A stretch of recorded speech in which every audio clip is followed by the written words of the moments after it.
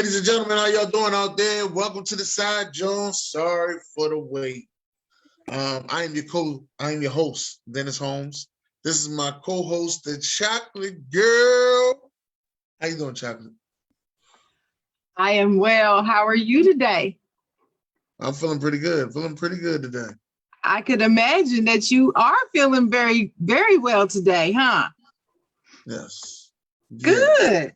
It's good to see you. Then I feel like, I don't know, even though we were on together Tuesday, I feel like I haven't seen you in a long time for some reason. I guess because my bonehead self missed the show on Wednesday and I didn't watch anything on Wednesday. That could be it. Just might be. It just might be. I know sometimes I'll fall asleep early too. But that's usually how it goes. But how was everything with you this week besides you falling asleep early on Wednesday? I've had a very interesting week. I got my new grandbaby, so I watched him on Valentine's Day for my son so that he and his lady could go out and get a break as new parents. And that was so much fun. Oh, I enjoyed that thoroughly. And then the rest of the week, of course, I spent working. And of course, Talk Your Ish Tuesday was on fire on Tuesday. And then, it was great. And then I had to go to the doctor this week. And I know I told you, I've been waiting on some news on some results of a test that I've been waiting on to get. And I do have good news to share, Dennis. Oh, snap. Let's hear it. So the cyst that they found is not cancer. Right. It's just a cyst, just kind of hanging out and not changing. It hasn't even grown since last year. Okay. So that's a good thing about it. So, woohoo! I won't have to worry about that. At least that part I won't have to worry about. Because, right now I'm still going through my other stuff, my other treatment, but at least I won't have to worry about that on top of everything else. So that was my good news for my week. That's what's up. Now, last night I attended the 4th anniversary of Sweet Love TMA. I would have to say, no, not only did I attend, I actually, hosted. I was the MC of the night. Tell our friends what is Sweet Love TMA. Our wonderful friends at Sweet Love. Yeah, Sweet Love TMA is a podcast with 3 ladies, Tava, Mercedes, and Elise. They talk about everything life, love, and wellness. That's what they said. Life, love, and wellness. Yeah, we had them on our show. Yes, we did. They were guests on our show, putting on the podcast segment. Yes, they were. And last night, I got to party with those ladies last night, and we had such a great time last night. I came right in the house and fell asleep like right on the floor. I ain't even make it upstairs. Fell asleep on the floor. That's how drunk I was last night. Still got the wristband on. Oh my gosh. Still got the wristband. Our party was that good. I still got the wristband on. That's how good the party was. Right? Now that's some fun for your behind. You still got the wristband on. It's one of the ones got me thinking like I was younger. I might go back out there tonight. I was pretty good. I might go back out there tonight. Yeah, what's the name of the place that it was at? I think it was called Dreamers, or don't quote me on that one. But I know we was in Chester, right around the area where I do my sports gambling at. So that's what we was at. And near in Philly, right? Near Philly? No, it's near Philly. Yeah, it's near Philadelphia. Near Philly. They're not too far away from the casino. Okay. And then did it have a nice turnout? It had a real good turnout. We had a really good time. Had a live band. Live band was on point. Shout out. The name of the band is called The House. Shout out to them. They had, What kind of music did they play? They were a little all over. They didn't have no specific. They were all over. It surprised me that they played Sweet Love. It was something else that surprised me that they played. Oh, they played Beautiful, Snoop Dogg Beautiful. Beautiful. Yeah, they played Snoop Dogg Beautiful. No. Yeah, that one? Those actually surprised Snoop Dogg and Pharrell. And Pharrell, which I think I like that song. I think the original song comes from Charlie Wilson. Yeah. Mm-hmm. Don't quote me on that. I'm not 100% sure. Mm-hmm. But the rest of the week, work was a little different this week. I'm gonna have to say it was damn near delivery every day this week except Friday. I know you were tired. Oh man, that Tuesday delivery let me know something was crazy was happening.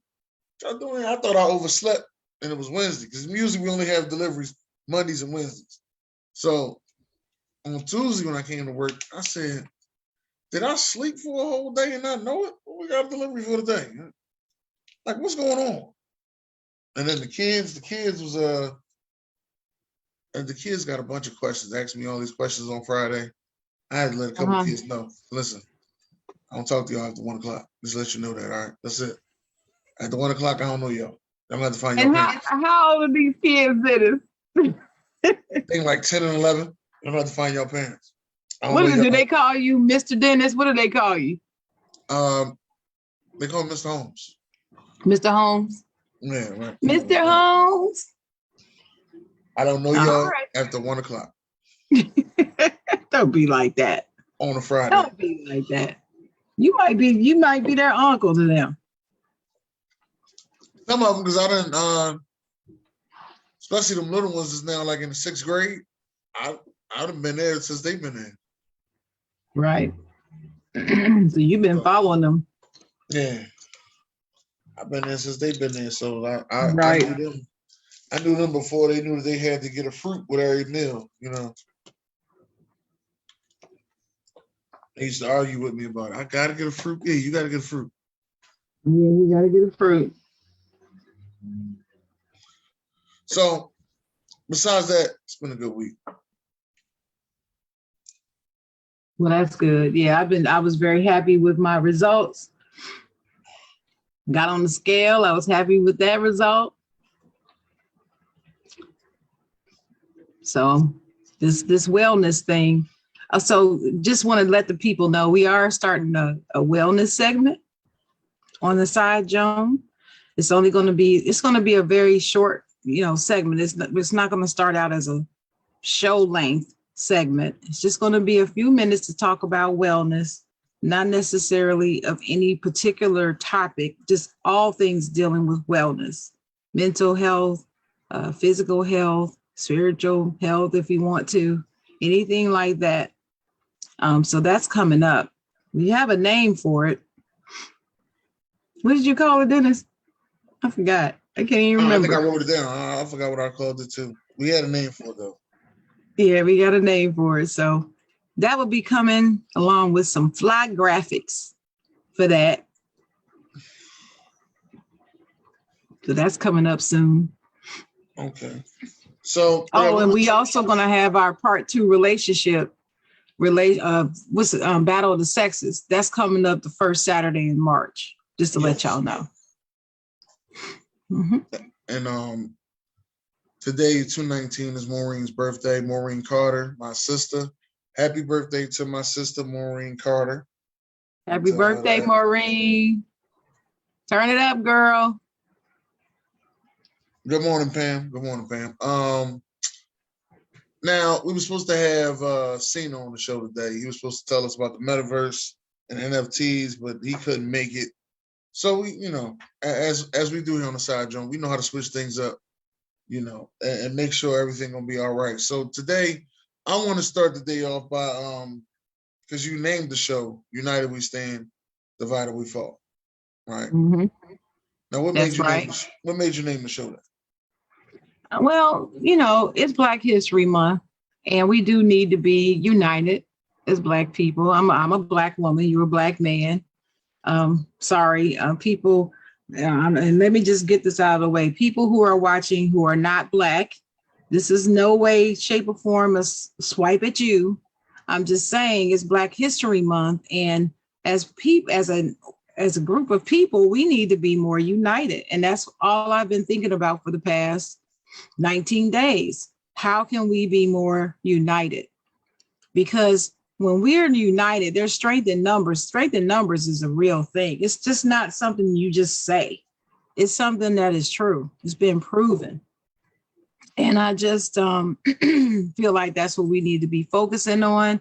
And the topics that we are going to talk about today all deal with being united behind somebody who's being maligned or, mistreated in some way, disrespected in some way.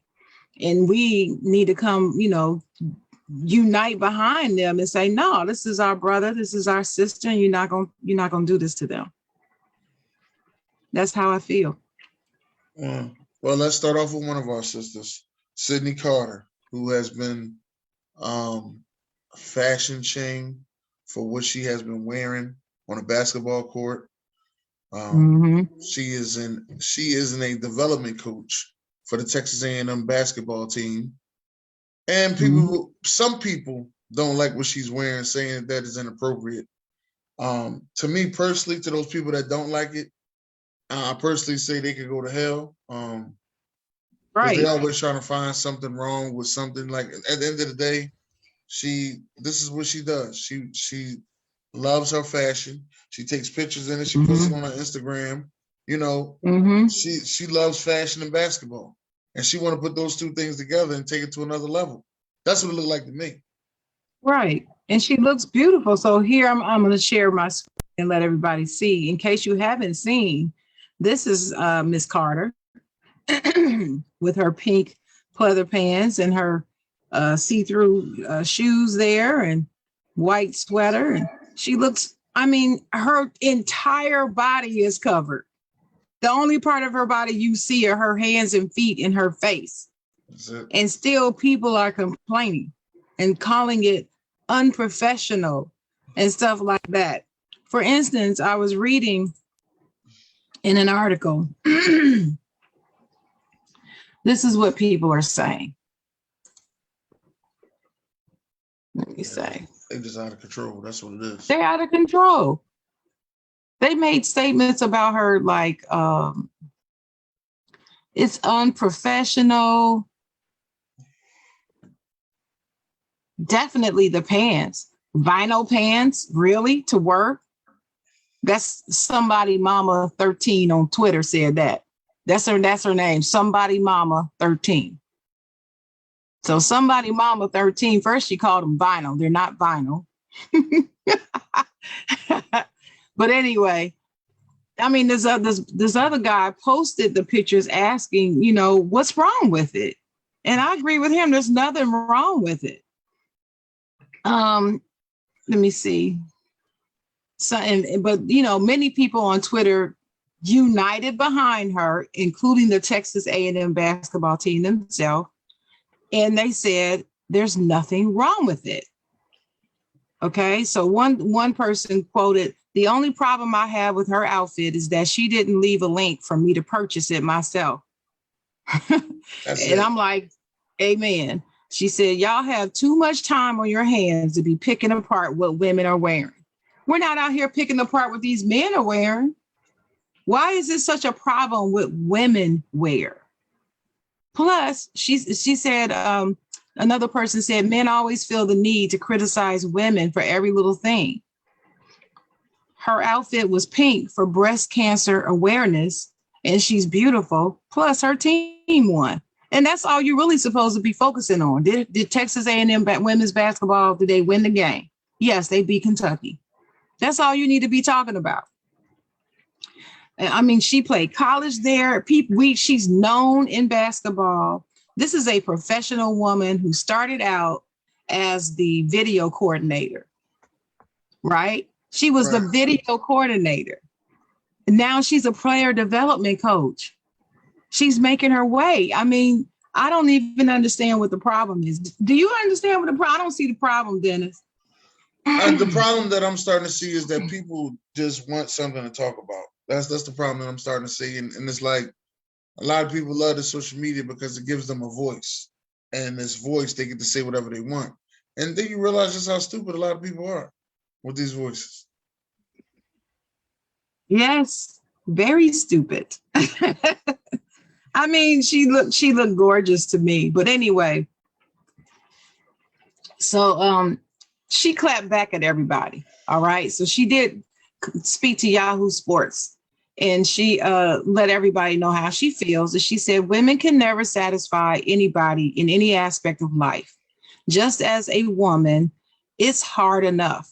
It's hard enough that we're not paid the same, or that people think that we can't do some of the things, some of the same things, or something as well as men in a male dominated industry. I'm unapologetically myself every day, and I couldn't care less if anybody thinks that I'm being extra. I'm not going to turn my light off because somebody else is offended or intimidated by the fact that I embrace myself. What do you think about what she said? I think she's right on point. Yes, and I agree with 100%. And like I said, sometimes what they always say, Barlow 267 says all the time, haters is your marketing team. Yeah.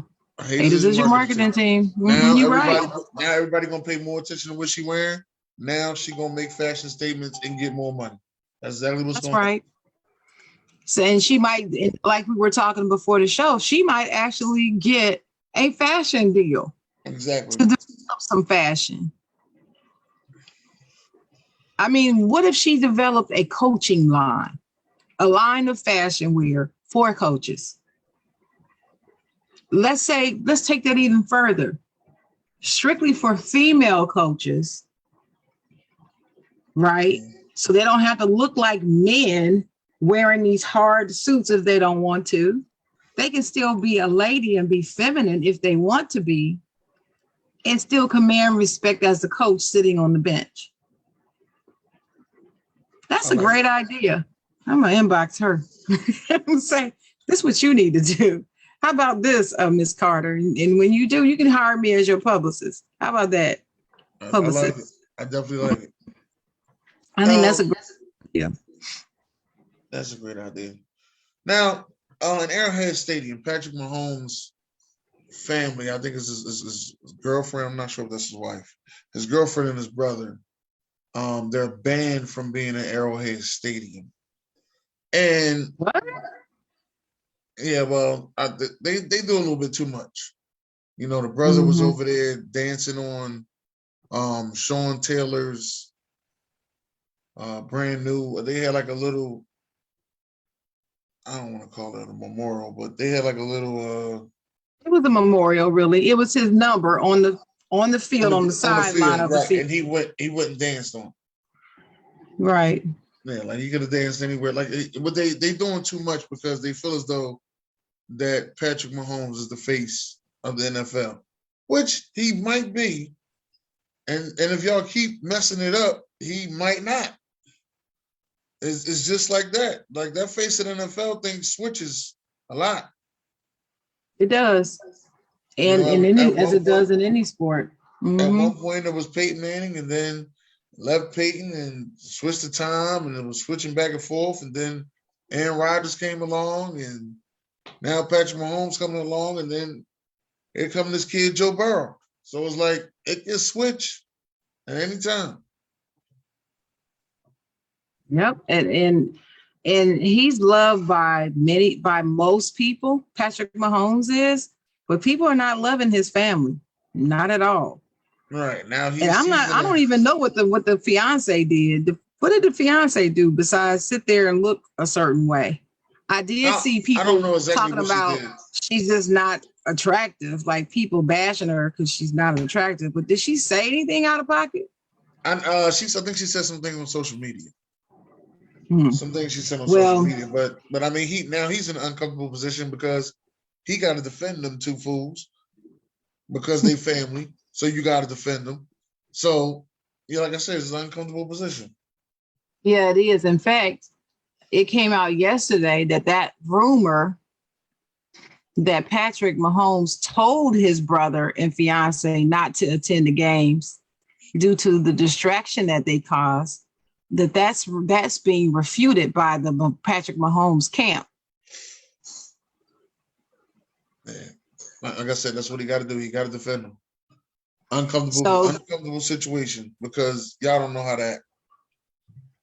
Well, this rumor was started by Fox Sports Radio Rich Ornberger. He posted it on Twitter and reported that Mahomes had asked his brother and fiance not to attend any of the Kansas City Chiefs games next season. Not just at Arrowhead, just any of them, because they're becoming a distraction. Yeah. And he said he was told that he had a sit down, that Patrick Mahomes had a sit down following the season with the brother and fiance and asked them not to attend. That's how it should be. They was doing too much this year. They're bad for his brand. And I mean, you're right. When it comes to branding, you do have to be careful of your image. Now, I do know that there are people out here who have the opinion, Dennis, that you should be brave enough, that's the word they use, to state your opinion and not worry about your brand. You should take a stand. When things are whatever, when things are wrong, you need to stand up and you need to say something. And you need to do something. And if you don't, then they give you the Michael Jordan treatment. You know, they treat you like, oh, well, you just a sellout, or you just this, that, and the third. Well, as a branding person, professional, I disagree with that. You cannot always take a stand publicly and say how you feel, not when you're a brand. And that's just the way it is. Sorry. You just can't always say what you want, how you want it all the time. It needs to be very calculated and measured. And that's why they pay professionals like myself to write the right things to say. You can't just say anything. I have to agree with that. Well, somebody make sure they hire the chocolate as they publish it. So they don't say the wrong things. They really do. Because I'm telling you, the shingle is going back outside the door. It's going back out. I am accepting clients for the chocolate writer. You can go to my chocolate writer website or my Facebook page and hit me up. New clients. But anyway, so now his camp is coming out saying that that's not true. I don't know. Where there's smoke, there's fire, people say. I believe that there may be some truth to it. And I think that he's upset that somebody spilled it. And now they're trying to do damage control. What you think? I have to agree with that. Mm-hmm. But it's not going to work out. So, but you know, as you named the show, united we stand, divided we fall. So he got to do what he got to do. Let's get to this Miss Kim Porter. Potter. It's Potter. My fault. Mm-hmm. Potter.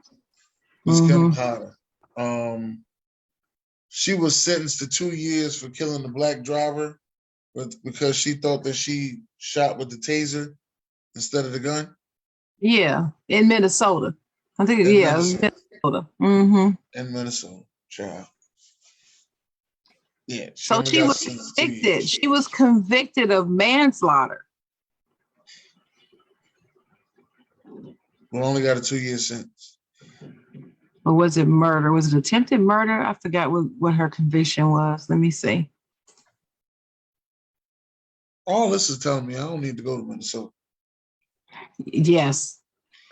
She was found guilty of manslaughter in the shooting, right? She could, of course, the prosecutor recommended a stiff sentence. She could have gotten 11 years or more, like 11 to 20 years, somewhere in there. She was sentenced to 2 years, Dennis. How does this even work? They can get away with whatever they want to. Well, I'll tell you what, I purposely have not watched, because there's video of of the whole proceeding and what the judge said. Now I watched the entire I watched the trial. Okay. I watched the whole day that the verdict was read, and what the judge said during the trial and during the conviction. I watched her, and she seemed to really be trying to do this fair, right? All along. This was a different judge from what I could hear. I mean, it's the same judge, but she didn't sound the same, and she didn't look the same to me. So I'm very suspicious as to why she only gave this former officer 2 years, especially as adamant as she was about allowing things in that she allowed the prosecutors to put in, and held out things that she didn't allow the defense to put in. I don't understand it. The prosecutors recommended, I believe, the maximum. I believe they did. Yeah, but you can say one thing, but like I said, when it gets in the court of law, it's a lot of people that get away. A lot of people that get away. She was convicted of first and second degree manslaughter. And only got 2 years. Not just one count. First and second. Yeah, just got 2 years. That's crazy.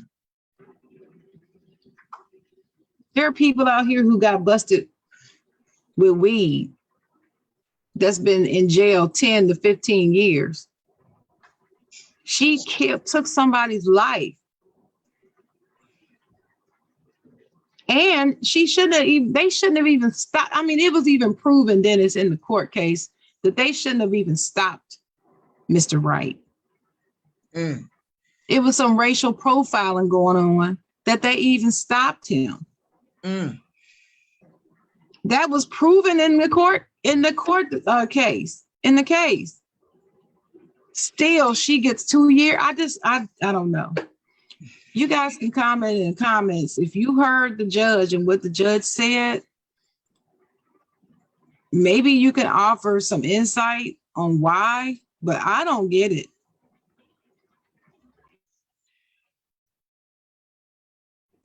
I don't get it, Dennis. I don't get it either, but you know me as and a lot of people say I just, it don't surprise me. That's the only thing I can say. It don't surprise me at all. But why doesn't it surprise you? Because this is what they do. They will find each and every way to get off. When you say they, who do you mean, Dennis? White people. They will find each and every way to get off. When you think you got them cornered and bottled up, and the law should go in your favor, again, they get away with it again. I think the Trayvon Martin one was probably the most shocking to me, and I think after that, you just become numb to it. Yeah. It goes all the way back to, I think we talked, in fact, I know we did. We talked about this before, and I gave you a list of some of the higher profile ones where Black people were killed by white officers, police officers. I told you about the ones that affect me more than the others. And Trayvon Martin was one. But it goes back before Trayvon all the way to Oscar Grant out in California. Yeah. That was killed at the train, what do you call them trains? Subway station. And Fruitvale Station is the name of it. And they did the movie about it with Michael B. Jordan. That case right there. I thought that was in New York. That was in California, my fault. That's California. Oh. Mm-hmm. Yeah, that's California. You might be right. Don't worry about it. Yeah, I think, that's California. And I just don't get me mixed up, man. You know I'm old, but but yeah, that one disturbed me to the point of just nightmare. Seriously, Trayvon Martin the same way, because I have a son. Most people know me, knows I talk about my son, and I have nightmares about something happening to him sometime because of these incidents that I have seen, especially with our young Black men. And it keeps me up at night sometimes. I worry because my son, like me, you've gotten to know me pretty well. I'm a pretty outspoken person. My son is too. And he's not taking a whole bunch of disrespect from people. And I could just see him clapping back, like, what are you talking about? And what? No, I'm not. No. And I could see something happening to him. And it's just so disturbing. So Oscar Grant, Trayvon Martin, what's his name? Now I can't remember. Now that I'm talking on air, now I can't remember. The kid in Ohio, the little young boy in Ohio that was at the park with a toy gun, and the police jump out, and Tamir Rice, they shot and killed this little boy within seconds of pulling up on him at the park. He was there alone. There was nobody else there. Who was he hurting? Who was he threatening? And that officer was not convicted of anything. Officer who was guilty, who had been found, had a history of police brutality and was let go prior to that job, right? Was able to get another job, killed Tamir Rice, was let go. Guess what? Got another job as a police officer. Damn shame. And Tamir Rice is dead. And they found no need to charge and convict these police officers. It was two of them. I don't understand, Dennis. I don't understand. We can't do anything.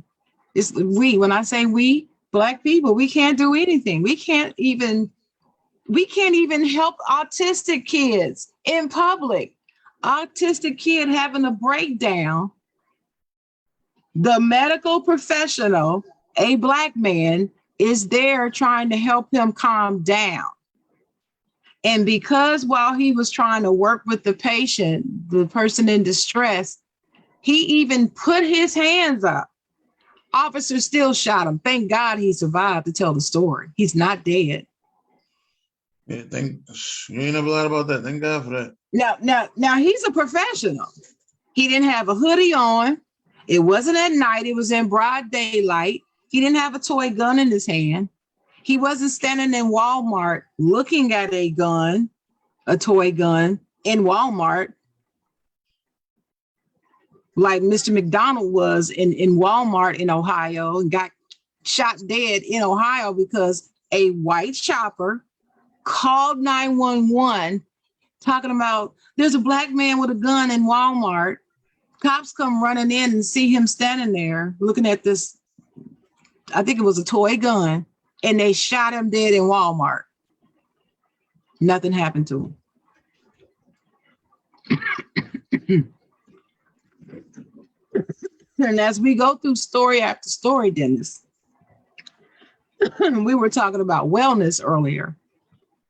How is your mental health doing? How is yours? You're a Black man. How is your mental health? Do you think about these things every time you leave the house? Yeah, I think about those things. I've been thinking about those things every before I didn't, but ever since I'm gonna tell you this story. My mom sent me to the store one time for a candy bar, but the name of the candy bar was called a whatchamacallit. Now I don't eat candy like that, so I have no idea what she's talking about. So she go to the store and go get me a whatchamacallit. Right. They're good. And I'm like, okay, what do you want? What would you like? So and she like, I just told you what I want a whatchamacallit. I said, Mom, Seriously, what is it that you want from the store? Like, if I got to tell you again, I'm going to beat you. I said, all right, you know what? I'm going to go ahead. I'm going to go ask for what you call it. I still don't know it's a candy bar. I have no idea. So I go in the store, go to stores around the corner, get the candy bar. I come out the store. There's 4 cop cars immediately surround us.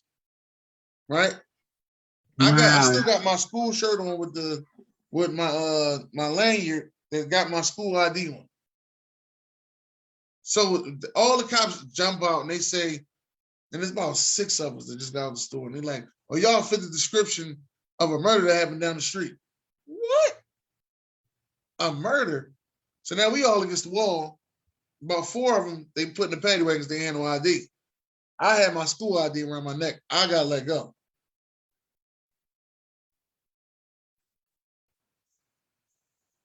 But y'all all of y'all fit the description. All of us. It's 2 of them was Puerto Rican, Puerto Rican light skin, real light.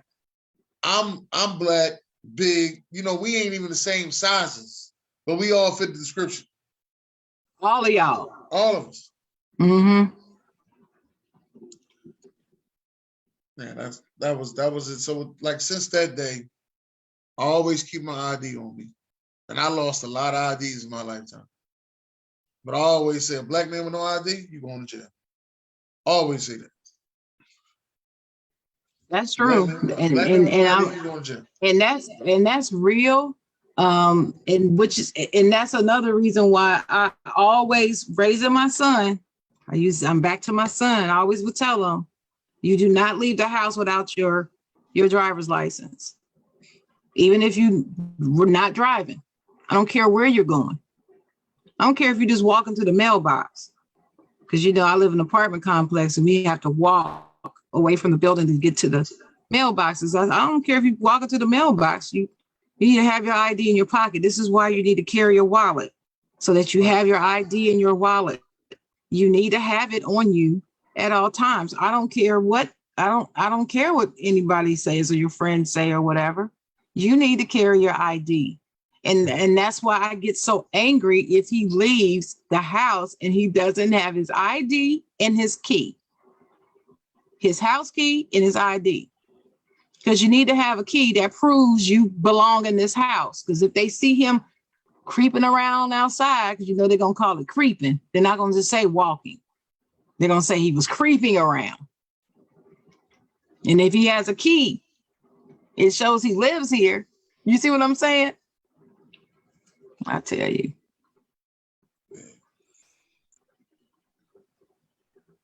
I don't know when it's going to end. Then it's like we fight, but it doesn't get any better, and we lose hope.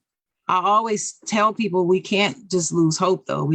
For every little success that we do get, like the George Floyd one, there's going to be 5 or 10 that we're not going to get.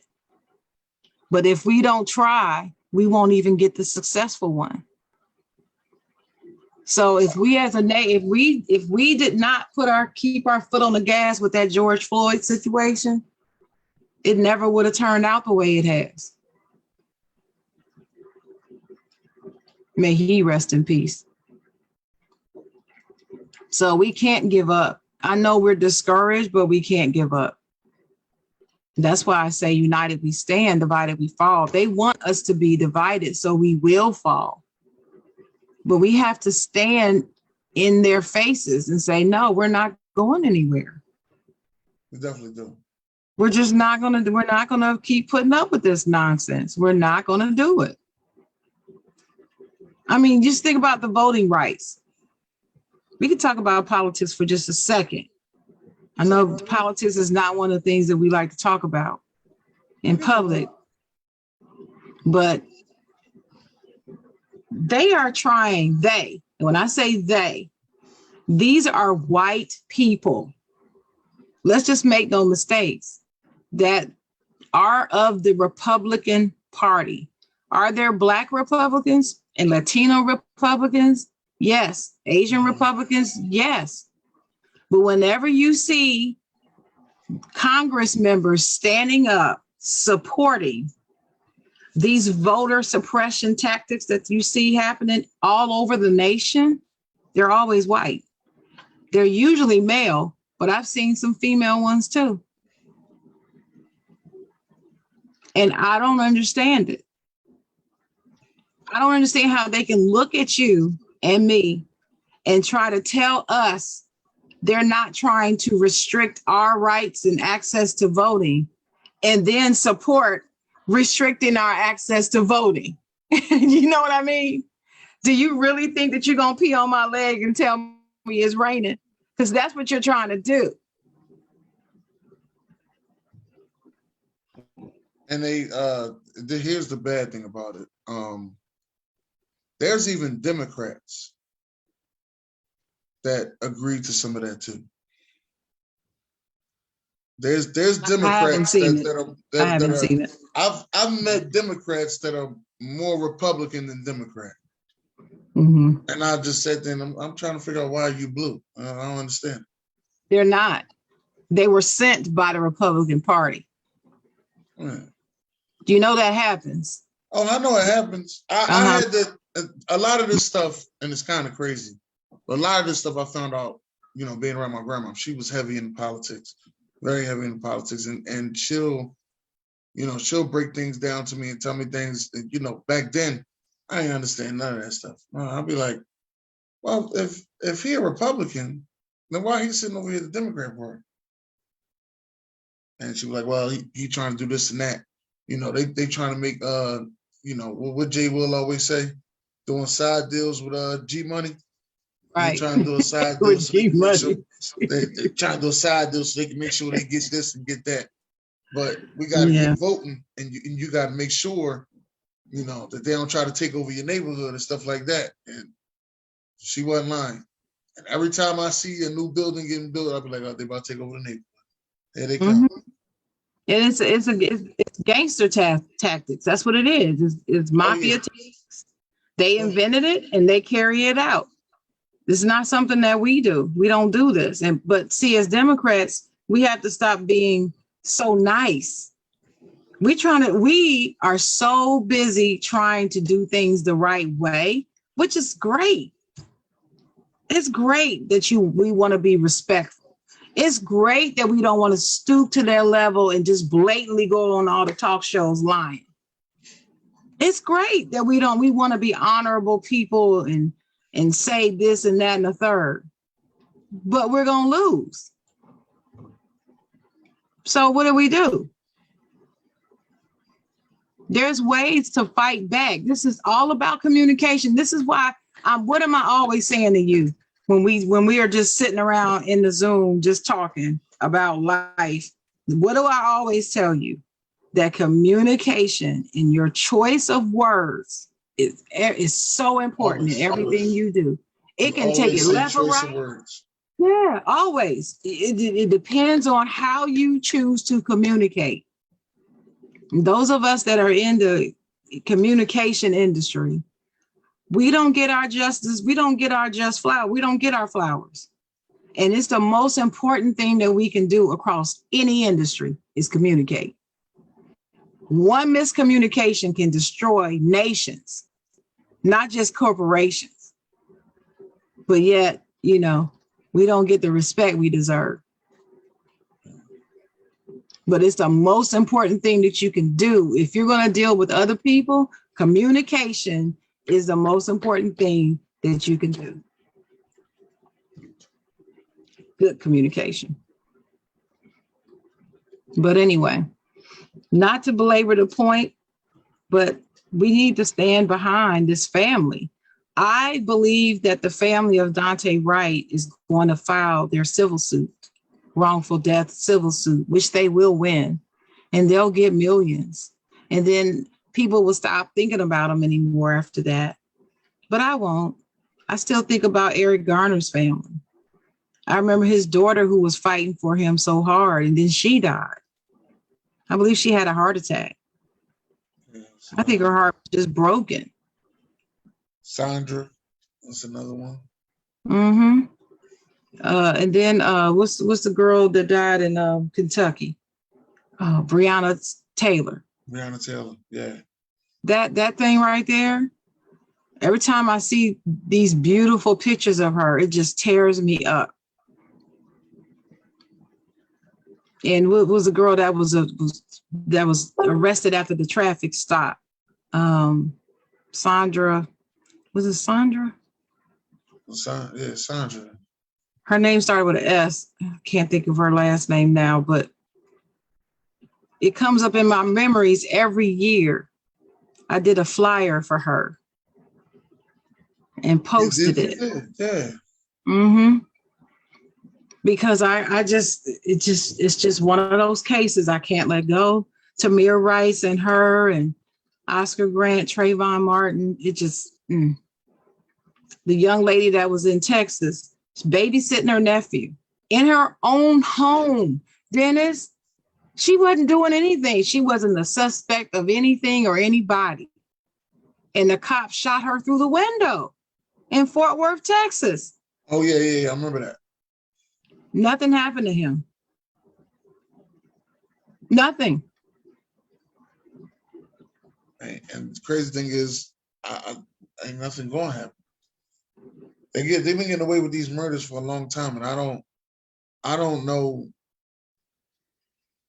how is it going to change. I believe we have some strong enough people, to support the Black community, but it's still got to be a change made through the police. It's a lot of dirty police out there. It's a lot of dirty police. Mm-hmm. Yep, there's a lot of honorable ones. In fact, the majority of police officers are honorable police officers. I believe that. That's how I believe that. But the snakes is what gives them the bad reputation. That whole thing that I know you've heard ever since you were a little boy, one bad apple can spoil the whole bunch. Yep. Yeah. So anyway, yeah. So that's where I'm at on that. Most definitely. Well, this Sunday that just passed, the Super Bowl came on. We had a historic halftime show, and Dr. Dre, a producer, that doesn't happen that often, that a producer is the headliner of a Super Bowl halftime show. So he brought out all the artists he produced for, and I think I heard Jamie Duke say this, and it was kind of crazy. Out of everybody on that stage, he was saying that Dr. Dre was the worst performer. And I had to sit back and think about it. I was like, Dr. Dre don't perform. I just thought about that. That's not really his strong suit, performing. No, he just stands up there and holds the mic and raps. Right. All right. That ain't his strong suit, but no, that's not his thing. But as things was going, they were looking as usual. People looking for something to talk about. First thing you hear, they fat shaming 50 Cent. They calling him 350. They calling him a whole dollar. They were saying it looked like Rick Ross was up there. That was the first thing you heard. The next thing you hear is people talking about Eminem kneeling. They're saying it was for Kaepernick. They don't know what it was for. They said the NFL didn't like it. And Dr. Dre has to go back and say the NFL didn't have a problem with it. Yep. The NFL even came out and said it. Right. They acknowledged, no, we knew about this before. Right. And they didn't, yeah. People were talking about Snoop Dogg's, they had a video, somebody video recorded Snoop Dogg smoking weed in the cut in the corner, before the halftime show to get itself together. Mm-hmm.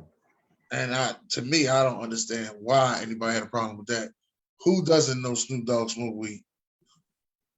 I don't know. And now it's legal in California. Last I checked, that game was in LA, where it's legal. So what you saying? Even if it wasn't, it's Snoop Dogg. He smoked weed at the White House. It's Snoop Dogg. Okay. Mm-hmm. Trying to figure out why you got a problem with it. Right. Well, we all know why the people had the problem. When it was announced who would be on the halftime show, everywhere you saw, in comments on every article I saw posted was nothing but white people talking about how they're not going to watch the Super Bowl because of the halftime show. I'm not watching it. I'm not watching the NFL anymore. I'm not watching the Super Bowl, or I'm not going to watch the halftime show. It's one of the three. See you. I don't care nothing about what you ain't gonna do. I don't understand it. And then well, let me tell you, I don't understand it. Then it's like immediately all it was announced. The NFL has been a part of our lives for how many years now? Isn't it 100 years or something? 100 years. Yeah, 75 or 100. I think it's been 100 years. 75 is the NBA. 25 is the WNBA. We getting there. That's we getting right. there, baby. We getting there. Mm-hmm. We getting there, baby. But it's 100 years of the NFL. And if you look back at the halftime show of these Super Bowls, we've never had hip hop in our, hip hop, I'll say. We've had R&B, we've had pop, we've had black artists, but we've never had a hip hop halftime show. One time in 100 and you're mad. So you got to look at that. That doesn't sound reasonable. That doesn't make sense. So you got to make a reasonable deduction as to what the real reason is they have a problem with this show. Out of 100 years, you get one hip hop show and you're mad. Why? And say you won't watch it. Can't just be about the music genre. And let me ask you this other question. I also saw a whole lot of white people were posting that they got sick and tired of people during the halftime show grabbing their crotch. Did you see a whole lot of grabbing the crotch? No. I did not see a whole lot of grabbing the crotch. I didn't either. Now, I will say when Snoop came out and Dr. Dre got up off the piano, was walking through the thing to go up there with Snoop, and they put the thing on Snoop, and Snoop bent over and put his hand down in front of his crotch, but he didn't grab his crotch. That's the thing. He didn't grab it. But what they don't understand, in rap, in hip hop, this move is a rap move. It's not about S my D. It's not talking about that. It's a move. It's just like this is a hip hop move. That's a hip hop move. Right. Doing this is a hip hop move. You swing that thing. That's a hip hop move. You rapping. You got the mic in this hand and you're going like this. That's a shout out to the DJ from the rapper. That's where this comes from. Okay. You asked me how I know, but anyway, tell you that later. Tell you that later. But listen, I'm just like, y'all want to see what you want to see.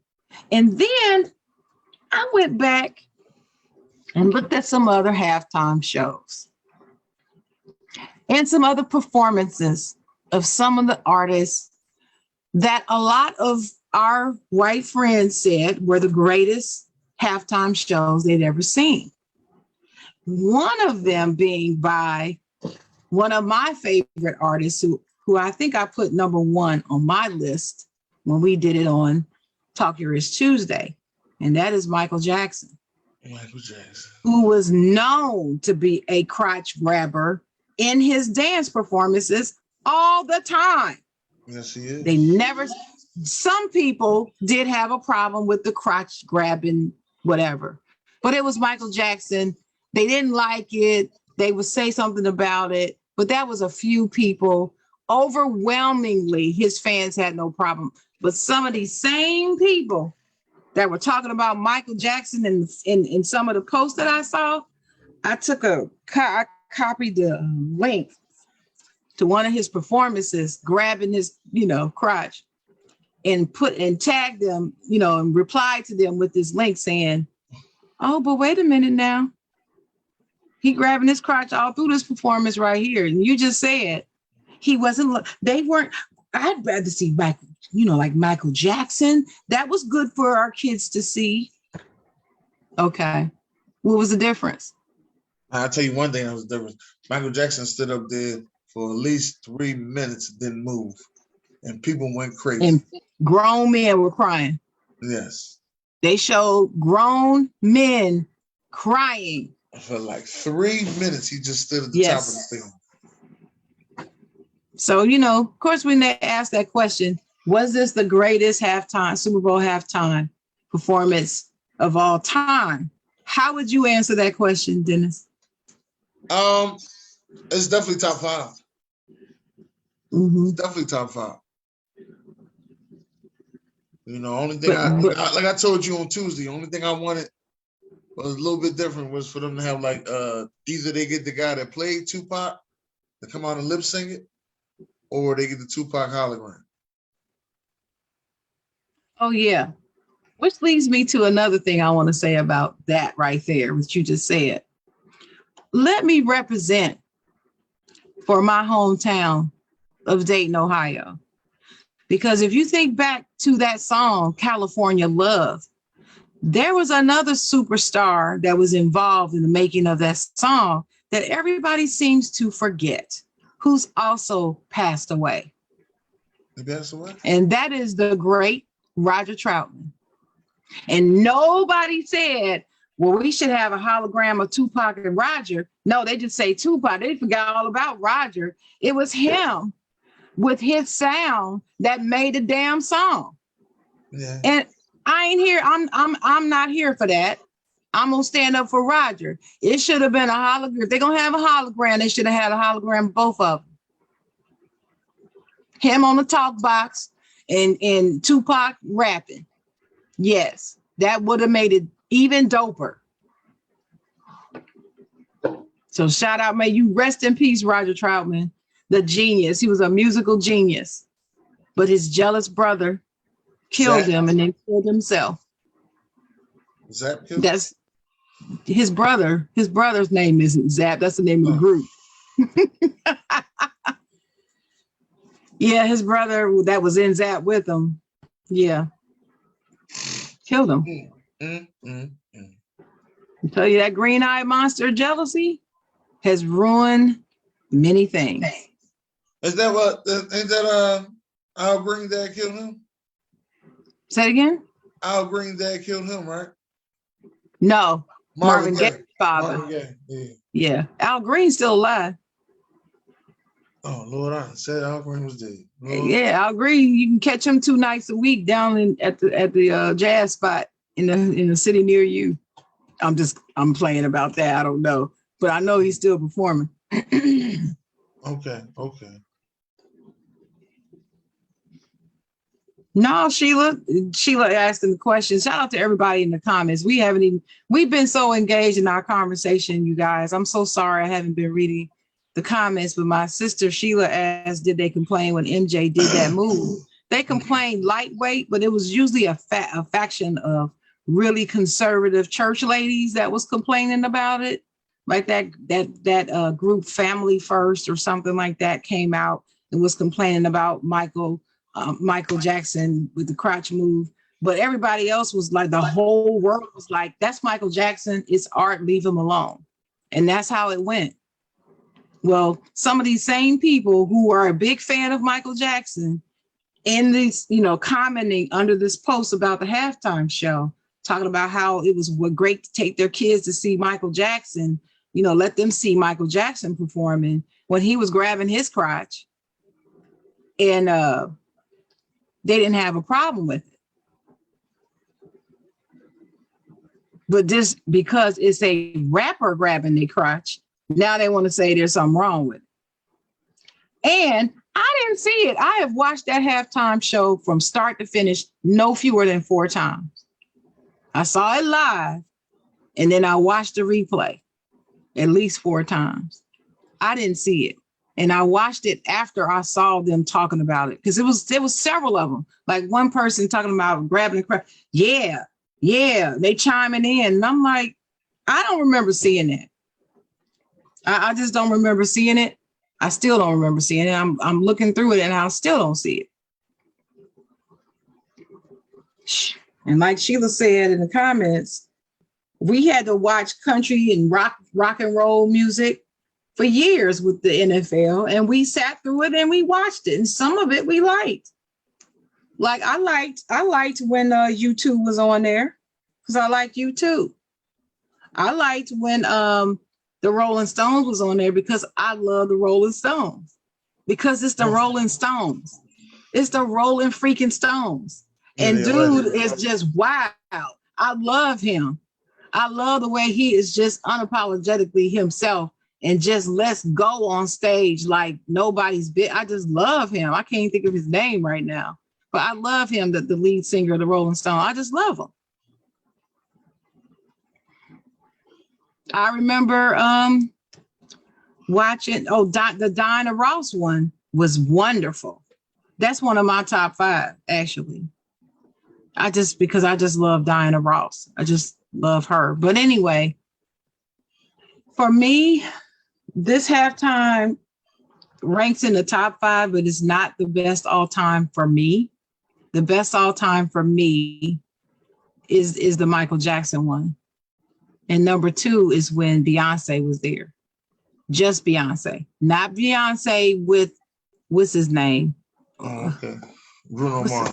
Yeah, not Bruno Mars with Beyonce. The Beyonce one when she had Kelly and Michelle pop up from the floor. Do you remember that one? And they popped up and they did Bootylicious on stage. Mm-hmm. That one. She was Beyonce. She was almost perfect. Yeah. So anyway, that's my favorite one. Michael Jackson, I think, is number 2 for me. I would rank this one either 4 or 5 because number 3 was Prince. And a lot of people are saying that Prince is, when the rain started, he was singing Purple Rain was their number 1. Yeah, they said that that's their, a lot of people are saying that that's their number 1. And when I went on YouTube and I was doing my research on it, there's lists. A lot of different people have made lists of the top Super Bowl halftime performances, and he's number 1 on many of them.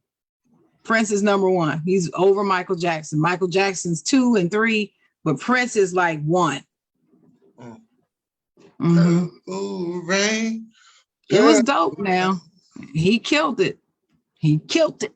He killed it.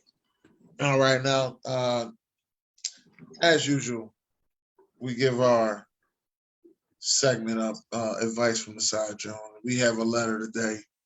I'm gonna read this one. It's actually a pretty good one. Uh-oh. And see, let me just tell you, ladies and gentlemen, I have not read this letter. I know nothing about this letter, except for that we were going to read it and answer it today. So you're going to get the raw and uncut response from the chocolate girl today on this letter. All right, go ahead. Okay. Dear Side Jawn, I am a 30-year-old male, single for 6 years after a troublesome long-term relationship with the mother of my 3 children. I was certainly not looking for any kind of relationship, but suddenly found myself getting quite close to a woman at work. Over the past few months, we've chatted, flirted, admitted that we both find each other very attractive. We've talked about our goals and aspirations and even suggestions that these plans could involve each other. No doubt there's some real chemistry between us. Nothing can happen because she is still in a long-term relationship. She says that she's not happy and it's come to the end of the road, but it seems reluctant to want to call it off with her partner. That said, she still finds opportunities to make suggestions and comments that she does want something more with me. Do I respect that, albeit an unhappy one? She is in a relationship and move on. Do I try to pursue it? Affairs are uncommon, right? Or is she just happy to be receiving some attention she's not getting at home? My instincts is to steer clear, but everything about her is so magnetic. Thoughts and opinions, please.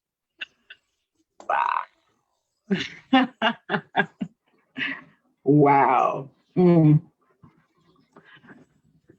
I want to know what the people gonna say in the comments. That's what I want to know. Mm. Travis in the comments. What Travis said? He talking about Beyonce looking possessed. I ain't giving no foothold to that conspiracy crap. I ain't doing that. I don't want no possession. Mm-mm. Yeah. But let me so he's leaning towards continuing because she's so magnetic.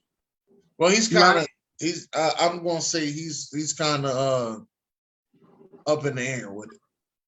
You know, he's like he wants to.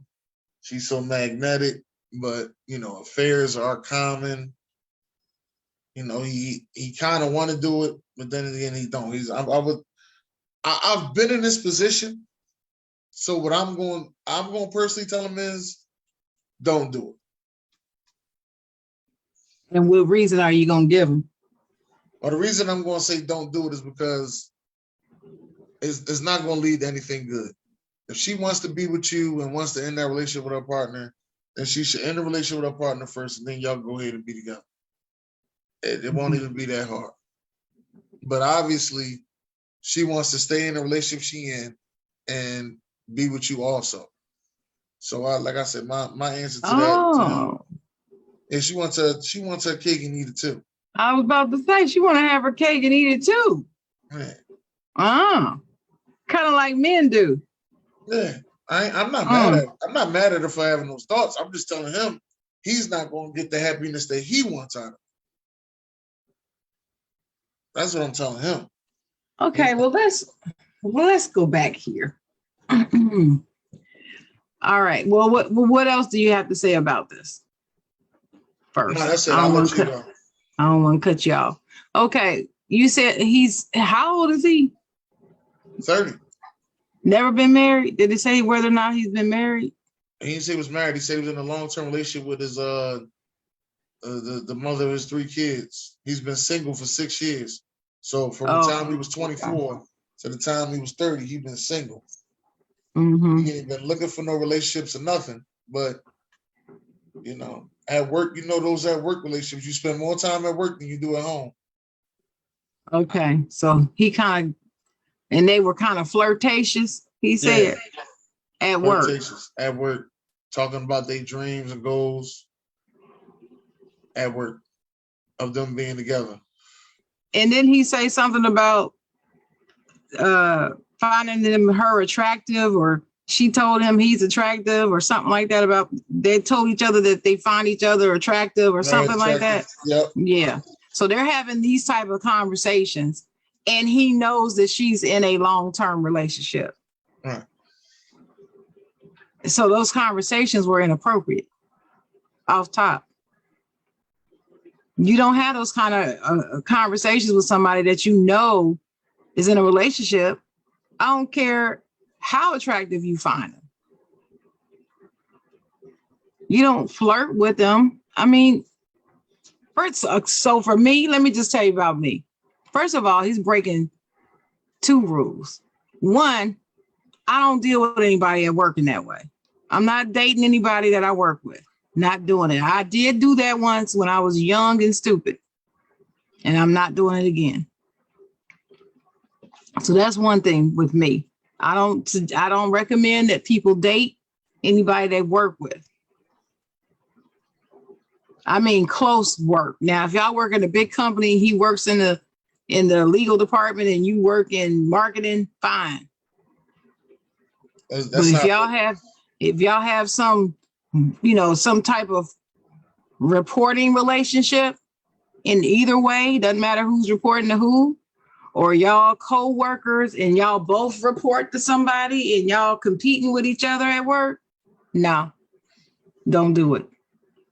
Okay, that's just my recommendation on that. So that's the one rule he's breaking. The second one is the marriage thing, is the relationship thing. If she's in a relationship, she should not be having those type of conversations with him. If she's not happy, she should not be having those conversations with him. Not the flirting ones is what I'm saying.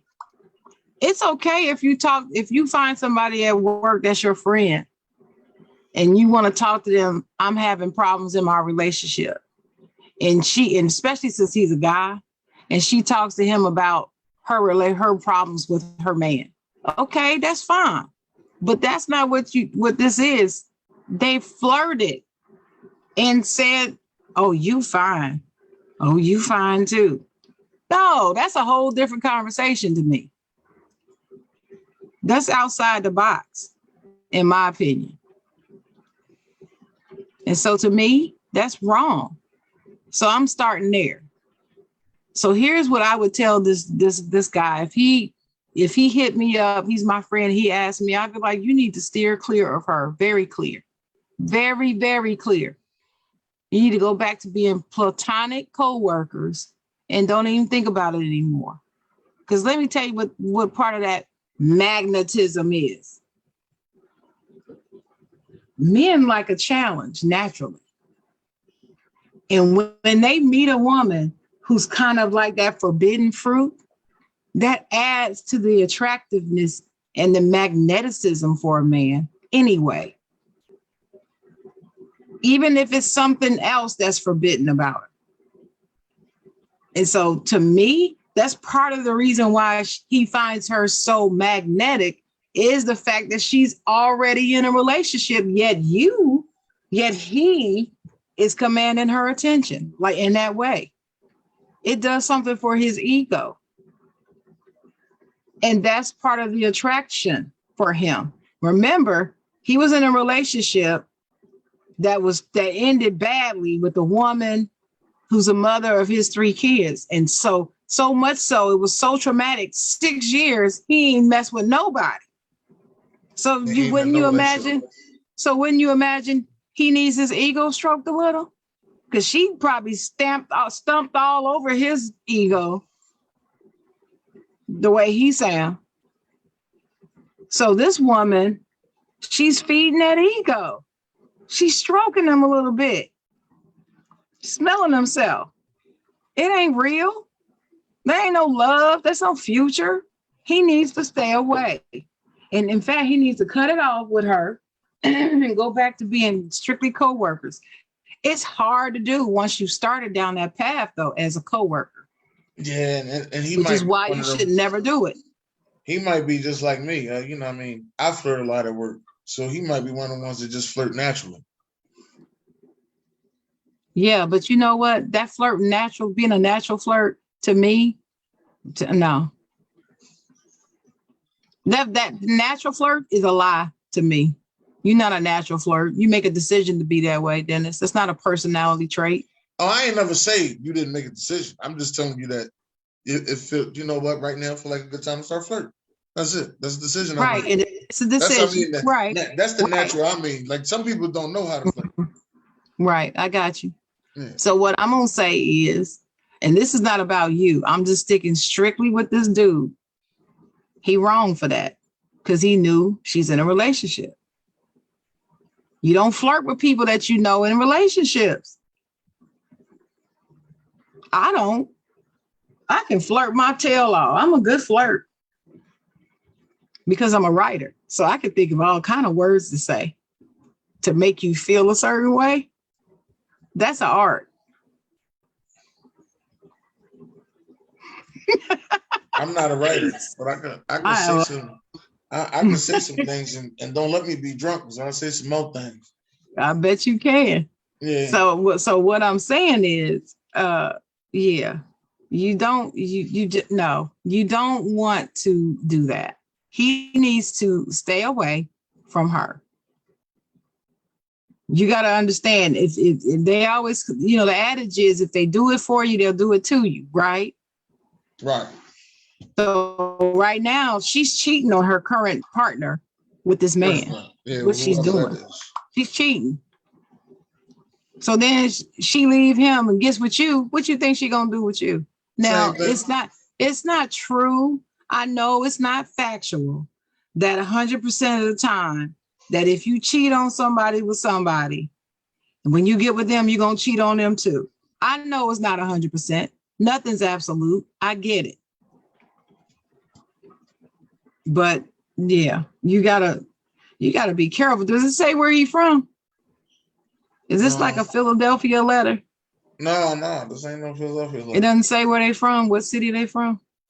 I just hope they're not from North Carolina. Whew. And is she married or is she just in a relationship? It says she in a relationship. Oh, so it doesn't say whether she's married or not. Because man, down here in North Carolina, they don't play that mess. They got that alienation of affection mess. Yeah, where they can sue people. Long-term relationship. They can sue people if you married and you mess around with somebody. The person, the spouse can sue the person that you mess around with, and win. It's the most outrageous. Ain't nothing but a sexist. That right there is just ridiculous to me. That's government overreaching. So let me look in the comments. Let me see what they're saying in the comments. Let me go back. So BJ, what's up, BJ? So my sister Sheila Mullen, shout out to Sheila, says stay away completely, because if she does it for you, she may do it to you. Yeah, that's what I said. And we think alike. Then she said, 2, she doesn't respect her current marriage. She may not respect a relationship in the future. That's 2. And then she said legal exposure. See, she's going where I'm going. Legal exposure. If the husband finds out, he could sue him using the alienation of affection laws like Fantasia. Yep, that's what happened. Fantasia's a resident of North Carolina. Oh, and that's what I was thinking about. She got sued. And a chick won. She had to pay her. That's crazy. And there was another high profile case. It was a white couple that this happened to. And she ended up having to pay. She had to pay the wife. That is crazy to me. But that's what they do. So he needs, depending upon what state he's in, I hope he's listening. Shorty, hope you listening. You need to stay clear of her, because she's bad news. That's trouble right there. Yeah, he got to stop flirting as well. Gotta watch who you flirting with, because she likes all this. Flirt She is likes all okay. this extra attention that you're giving her. Right. And Flirting I told you, is those at work relationships are dangerous. Mm-hmm. That's who you spend most of your time with, people at work. They dangerous. Mm-hmm. It's too easy for y'all to fall in love and stuff like that. Too easy. Mm-hmm. But guess what? You don't know how they are. Most of the time, you don't even know how they are after work. No, you don't. They're different people at home. At work, that's your work husband or your work wife. I told you that expression, work husband and work wife, I hate that. That is the most ridiculous thing I've ever heard to me. I don't like that expression. I ain't never had a work husband. Let me tell you that. I had a couple work wives. Not while I was in a relationship. Let me get that up. Yeah, but see, that's just crazy. That's just crazy to me. And they wasn't in a relationship, so they told me. Get that out the way too. Cheating is always a decision. You don't just trip up and just accidentally cheat on anybody. That's what I said. It's a decision. Right. You're right. So no, that's my answer. I'm sticking to that. We got any more letters for today? No, that's it. That's it. That is the show for today. Do you have any last words? Yes, I do. Take care of your health, you guys. Focus on your health. Try to incorporate those things in your life to keep you healthy. So first, thank you to everybody that joined us for the show today. Sorry we weren't able to have the show we planned, but we will reschedule that, as Dennis said earlier. But that's what happens sometime in podcast land. That's what happens. Make sure that you follow me on wherever you get your podcast for Did You Hear What Chocolate Said? I will be posting a new episode this weekend, but you can catch up on the 13 that are there if you haven't listened to them already. And make sure to join us on Tuesday for Talk Your Ish Tuesday at 8 o'clock, right here on Facebook Live. Me, Dennis, Ron, Czar, and shout out to Guru. Hope everything's well with him and his family. So we hope to see you on Tuesday. But yeah, focus on your health, you guys. There's only one you. A friend of mine posted pictures. He had gotten in a car accident. It was bad. His car is totaled. It was really, really bad. And I posted, I was like, you know, cars, you can get another one. He loved that car, but there's only one you. And that's true. That's the priority. You can't take care of your children if you've got children or grandchildren if you don't take care of you first.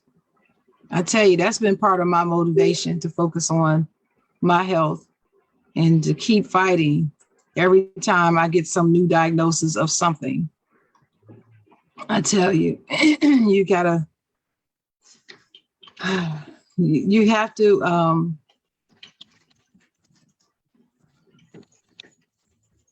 you've got to, what am I trying to say? You've got to understand that taking care of your health and putting yourself first is not a selfish act, is what I'm trying to say. I'm not saying do it to the point where you cut off everybody and you treat everybody else like nobody else matters. That's not what I'm saying. But you gotta show people that you love yourself enough not to be dating a chick that's in a relationship.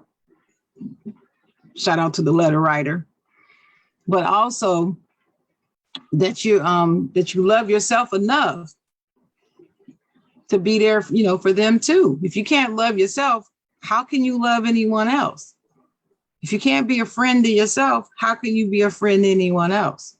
I don't think you can, truly. So always try to take care of yourself. I try to leave you with a quote whenever I have these final thoughts. I didn't leave with one last week, but I'm going to leave you with this quote. Adopt the pace of nature. Her secret is patience. Let me say this again. Adopt the pace of nature. Her secret is patience.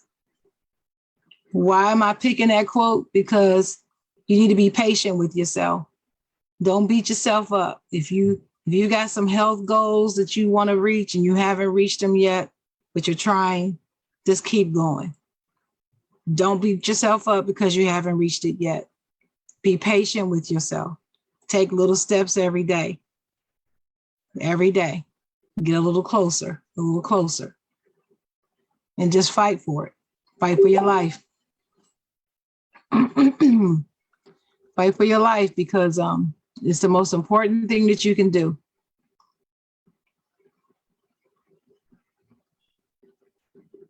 That's my final thoughts. Okay, that's good. For my final thoughts, first thing I'm going to reply to the letter one more time. You again, like I said, those work relationships are most dangerous, and that's where a lot of cheating goes on at work, because that's where you spend most of your time at. You at work for you're there for 8 hours. You know, a lot of people got to drive to work. So they spend an hour to get there, an hour to get back. That's 10 hours out your day. Out of a 24, you got to sleep for another 8. Now you had 18. So that means that leaves you with only 6 hours to be with the person you're supposed to be with, whatever relationship that you in. So you, like I said, you spend more time with the person at work than you actually do with the person at home. That's why cheating is the way it is. Except for those people that work at home. Y'all got it going on. But that's why cheating is the way it is. And you gotta watch, you gotta watch situations. I'm an at work flirter. I flirt a lot. all the time, but I'm not flirting with a woman that's in a relationship. Obviously, you in a relationship for a reason, so go ahead and work your relationship out. I'm not I'm not trying to do anything with a woman in a relationship. To be honest with you, there's a lot of single women out here. I take my chance with them. I ain't messing up nobody relationship, nobody happy home. That's it. I always just talk a little bit of shit to see what's going on. Once I see you say you're in a relationship, that's it. I cut it right off. But that's that to that letter. To Sweet Love TMA, thank you for such a great event last night. I had a great time. So I'm still a little tipsy, but I had a great time, and I definitely enjoyed myself. Glad I got to host the stage, which such beautiful family out there. They're not just fans, they family. Such beautiful family. And I want to say happy birthday to my sister, Maureen Carter. Happy birthday to her. And I will be enjoying the rest of these all-star festivities this weekend. I am your host, Dennis Holmes. My co-host, the chocolate girl, Sharon Mullen. And this is The Side Room. God bless. Great day.